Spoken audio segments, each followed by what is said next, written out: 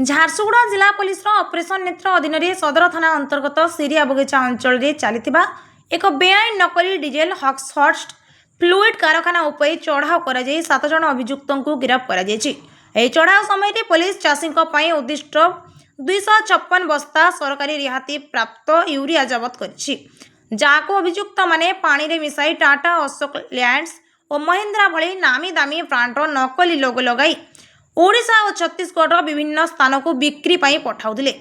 DSP नेतृत्व में गठित स्वतंत्र टीम घटनास्थल विपुल परिमाणर खाली जार नकली होलोग्राम मिश्रण पर व्यवहृत जंत्रपाति समेत 2टी बोलेरो पिकअप भ्यान जबत करने सह घटनार संपृक्त राजस्थान छत्तीसगढ़ और ओडिशार विभिन्न अंचल व्यक्ति को काबू करिछि। एही मामला रे बीएनएस विभिन्न धारा सह ट्रेडमार्क एक्ट और अत्यावश्यक सामग्री आईन अनुजाई केस रुजु करा जायतिबा बेले सरकारी यूरियार अपव्यवहार और यही बेआईन कारोबार मुख्य चेर खोजिबा पई पुलिस वैज्ञानिक पद्धति रे अधिक तदंत जारी रखिछि। Jharsuguda police unearthed this adulterated DEF diesel exhaust fluid racket. हमारा सिया बगीचा DEF fake adulterated करके manufacture कराई थी समाने. They used subsidized urea आनकी और adding with water.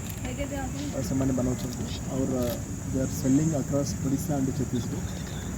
Every present we have arrested 7 accused people. ता भीतर फर्टिलाइजर रिटेलर ओनर भी अच्छी और लोकल मैनेजर भी और ड्राइवर और लेबर मानो तो मैं अरेस्ट कर फर्दर अरेस्ट विल बी हमें डिस्क्लोज करेंगे और कितने लोग इन्वॉल्व अच्छे ये रैकेट कितने दिनों तो सर चली पक्की last October 2024 rent agreement so 1.5 year ये रैकेट झारसुगुड़ा घनश्याम पढ़ियारी रिपोर्ट ओडिया भास्कर।